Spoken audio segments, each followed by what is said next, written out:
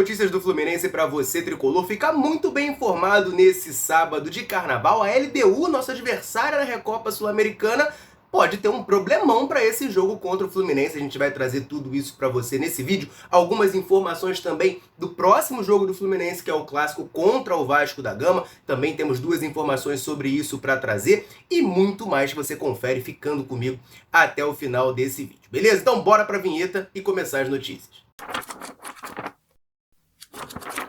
Vamos começar falando de Fluminense e Vasco, o próximo compromisso do Flu, mas a partida está um pouco distante, né? O jogo vai ser só no dia 14 de fevereiro, também conhecido como quarta-feira de cinzas, né? Na quarta-feira de cinzas, às 9h30 da noite, Fluminense e Vasco se enfrentam no Maracanã. E a FERJ já definiu quem será o árbitro responsável por essa partida, né? A gente sabe que agora os dois clubes participam da escolha do árbitro e já ficou definido o nome que irá comandar, que irá apitar Fluminense e Vasco. Esse árbitro será o Bruno Mota Correia.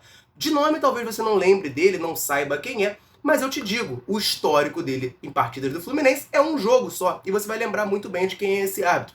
O Bruno Mota Correia é o árbitro que apitou Fluminense 0, Botafogo 1 em 2023, também conhecido como Fluminense Botafogo do pênalti do Calegari.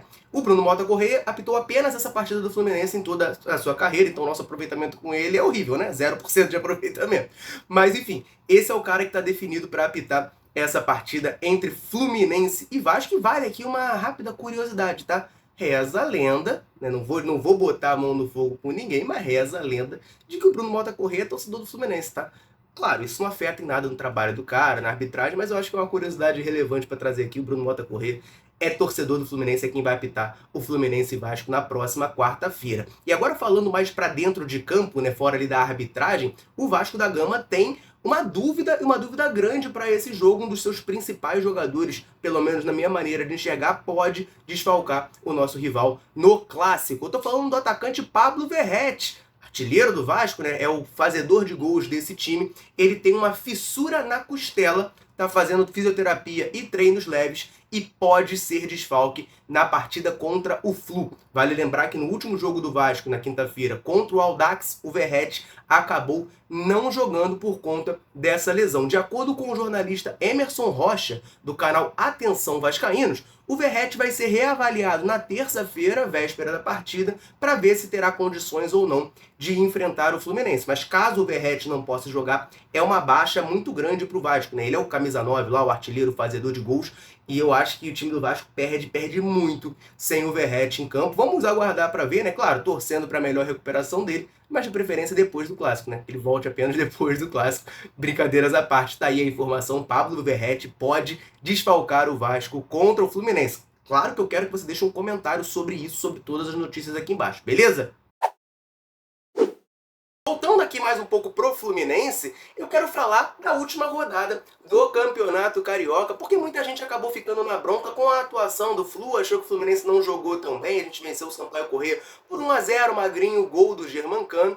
E de fato, cara, eu fiquei assim, decepcionado, mas eu reconheço, eu faço meia-culpa aqui, de que fui eu criando muita expectativa. Os caras estão voltando a jogar há pouco tempo, acabaram de voltar a treinar, né? Apenas o segundo jogo na temporada. Eu entendo que a rotação ali, o nível técnico apresentado não vai ser dos melhores. Só que mesmo assim, cara, com muitos tricolores na bronca, achando que a atuação foi ruim, tem bastante tricolor até na seleção do Carioca da rodada. A seleção da rodada do Campeonato Carioca tem 4 tricolores. Eu vou botar ela aqui na tela, ó. O Fábio aparece no gol, jogador do Fluminense, claro, né? Paulo Henrique do Vasco na lateral direita. A zaga é formada pelo Léo Pereira, do Flamengo, e pelo Felipe Melo, zagueirão do Fluminense, tá aí na lista. E o Lucas Piton fecha a lateral esquerda. No meio-campo tem o André, participando também dessa seleção, o Galdamez, lá do Vasco, o De La Cruz do Flamengo e o John Arias do Fluminense. Esse jogou muita bola contra o Sampaio Corrêa. E lá na frente o ataque é formado pelo Carlinhos do Nova Iguaçu, tem feito bastante gol nesse Campeonato Carioca, e o David do Vasco, né? Repito, eu não achei a atuação do Fluminense tão boa assim. Alguns nomes aqui, por exemplo, o André, eu não entendi muito por que está nessa lista. Claro, problema nenhum, né? Muito bom que ele esteja citado como um dos melhores, né, da seleção da rodada, mas talvez eu não tivesse botado ali. O John Arias, sim, o John Arias voltou muito bem das férias, né? Cara, ele é um jogador muito diferente, né? O primeiro jogo que ele faz contra o Bangu é fantástico, e esse jogo contra o Sampaio Corrêa ele foi muito bem também. Ele cria uma chance claríssima pro Germancano, que ele desperdiça, e o Germancano não costuma desperdiçar. Enfim, é um jogador muito participativo, sou muito fã do John Arias, então tá aí. Fábio, Felipe Melo, André e John Arias na seleção da rodada do Campeonato Carioca. Temos também uma informação aqui rapidinha sobre um ex-jogador do Fluminense que está vivendo uma situação peculiar, uma situação complicada. Quem traz essa informação é o portal UOL e fala sobre a situação do lateral esquerdo Jorge no Santos. Ele chegou no Santos no comecinho de 2024, mas já pode estar de saída. A diretoria alvinegra cogita devolver o Jorge para o Palmeiras, que é o clube que detém o seu passe e emprestou o atleta para o Santos. Isso porque o Jorge, a gente vai lembrar muito bem, né? Na temporada passada ele fez apenas 4 jogos com a camisa do Fluminense. Ele teve uma lesão grave no joelho, fez cirurgia e estaria já se recuperando, né? Estaria no momento já de voltar a jogar, tem quase um ano que ele se machucou, mas ele não está tendo evolução física. A informação que sai lá do UOL, da galera lá do Santos, é de que o Jorge não está conseguindo evoluir fisicamente para poder voltar a jogar. Ele é um jogador que está fazendo um trabalho específico ali, isolado, no CT Rei Pelé, que é o CT do Santos, não treinou com o grupo santista até agora e não está evoluindo fisicamente. Pode ser devolvido pelo Santos ao Palmeiras, cara. É um jogador que a torcida do Fluminense sempre quis muito, né? Eu sempre gostei desse jogador, mas acabou que no Fluminense ele não conseguiu jogar, e assim, não vou nem dizer que ele não conseguiu jogar bem, ele não conseguiu jogar, né? Ele faz 4 jogos e tem essa grave lesão, mas assim, tá demorando muito para conseguir voltar a jogar, para evoluir fisicamente, e agora lá no Santos tá nesse sofrimento também, né? Pode acabar sendo devolvido pro Palmeiras. Cara, que situação do Jorge, uma pena, porque é um lateral de muita qualidade, já foi de seleção brasileira, 2019 pelo Santos, ele jogou muita bola, e cara, é uma pena, cara, ver um talento desse se desperdiçando por questões físicas, né? Um cara que não tá conseguindo ter condições de entrar em campo e jogar. É uma pena, desejo muita sorte e muita força pro Jorge. Deixa eu aproveitar aqui rapidinho agora para mandar um alô pra galera que tá ligada aqui na Central. Em todo vídeo eu convido você que tá aí nos assistindo a nos contar o seu nome e de onde você nos assiste. A gente gosta muito de saber até onde nesse mundo gigantesco a Central Fluminense alcança. Galera, chega junto, deixa o comentário e sempre que a gente pode, a gente vem aqui e manda um abraço. Nesse vídeo, portanto, quero mandar um abraço pro Marcílio, de Rio do Sul, em Santa Catarina, pro Mauro Amaral, de São Paulo, pro Delmiro Gil, de Minasul, em Goiás, pro Mário Carlos, de Taguatinga, no Distrito Federal, Palex, de Porto Velho, Rondônia, Marcos Afonso, do Rio de Janeiro, Vander Lúcio, de Governador Valadares, em Minas Gerais, Edival Machado, de Araruama, no Rio de Janeiro, e pro Manuel, de Natividade, no Rio de Janeiro. Um abraço pra galera e o convite pra você. Quer que a gente mande um salve pra você citando o seu nome? Conta pra gente então o seu nome e de onde você está nos assistindo aqui nos comentários, combinado?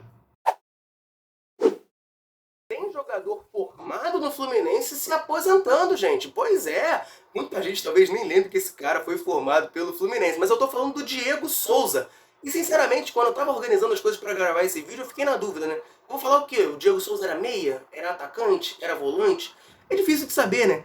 Enfim, Diego Souza aos 38 anos, o polivalente jogador Diego Souza aos 38 anos, anuncia a sua aposentadoria. Por que eu fiz essa brincadeira, né, falando das posições, de não saber em qual posição o Diego Souza joga? Porque ele surge no Fluminense, né, nas categorias de base, ele é moleque de Xerém, em 2005, 2004, 2005, como volante. O Fluminense, que é campeão carioca 2005, tem o Diego Souza, que na época era somente Diego, jogando com a camisa 5, como primeiro volante naquele time. Mas com o passar do tempo, ele foi avançando no gramado, né? Seu momento de maior destaque no futebol brasileiro foi como meio atacante, né? Camisa 10, onde jogou por muito tempo no Vasco, teve passagem interessante também pelo Palmeiras, Grêmio, Atlético Mineiro, enfim. O Diego Souza jogou em todos os times, né? Jogou em quase todo mundo. Acho que jogou em quase todos os times grandes, né? Só não jogou no Santos, eu acho. Eu não lembro, mas enfim, jogou em quase todos os times grandes. E aí termina a carreira jogando como centroavante. No final da carreira ele virou centroavante. É um jogador que tem uma carreira peculiar, por assim dizer. Enfim, ele deu uma entrevista ao GE anunciando que está se aposentando, né? Sua aposentadoria do futebol aos 38 anos e falou sobre o Fluminense, né? Clube em que ele foi revelado, teve 2 passagens, ele volta em 2016, tem uma passagem ali meteórica, fica 4 meses no Fluminense antes de retornar ao Sport Recife, clube que ele jogava antes de vir para o Flu.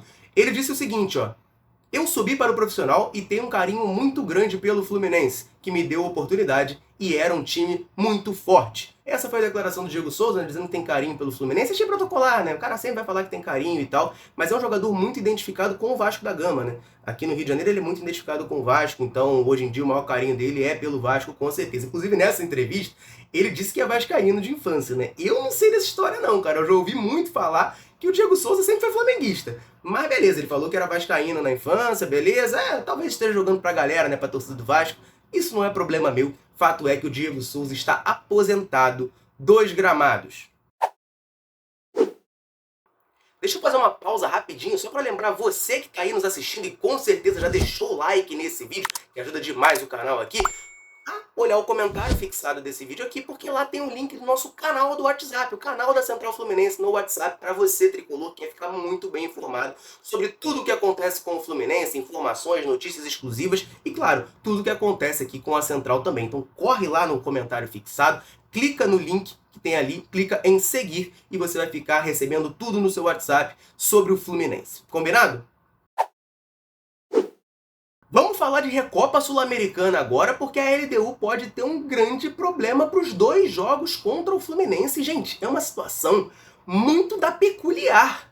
Pois é, o técnico da LDU pode não ficar disponível para o jogo. É simples assim, o técnico da LDU é um espanhol chamado Josep Alcácer. Não sei se eu pronunciei bem, tá, gente? Me perdoa. Mas é o Josep Alcácer, espanhol, técnico da LDU, e ele simplesmente não tem a licença necessária pela Conmebol para dirigir a equipe em partidas da Conmebol. Cara, é inacreditável um negócio desse, né? Os caras contrataram um técnico que não pode ser técnico. E o presidente da LDU, ele falou abertamente sobre isso, ele confirmou a informação, ele deu uma entrevista a um site chamado Futebol Equador, Futebol do Equador, né?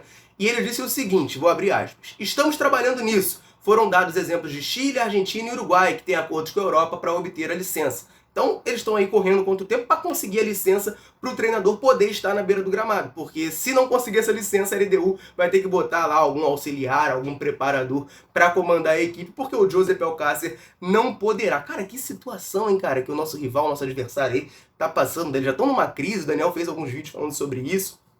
Fizeram um amistoso agora contra a Universidade Católica do Chile. Do Chile, não, desculpa, do Equador, que é a Universidade Católica de Quito. O Fluminense jogou contra esse time, empatou. E, cara, tá tendo um monte de problema lá, né? Tava com o negócio do transfer ban, parece que já resolveram, estão trazendo um atacante brasileiro, inclusive, né? O Francisco da Costa. E agora, essa situação do treinador, cara, que doideira, né? Que bizarrice. Vamos aguardar pra ver, assim, tão fragilizados, é o momento perfeito pra gente ser campeão em cima dos caras, ter o nosso primeiro título da temporada. Esse é o meu objetivo, é a minha meta. E claro que eu quero saber a sua opinião sobre tudo isso aqui embaixo. Deixa um comentário aí pra gente trocar aquela ideia, combinado? Eu vou ficando por aqui. Um abraço, saudações tricolores. Tamo junto.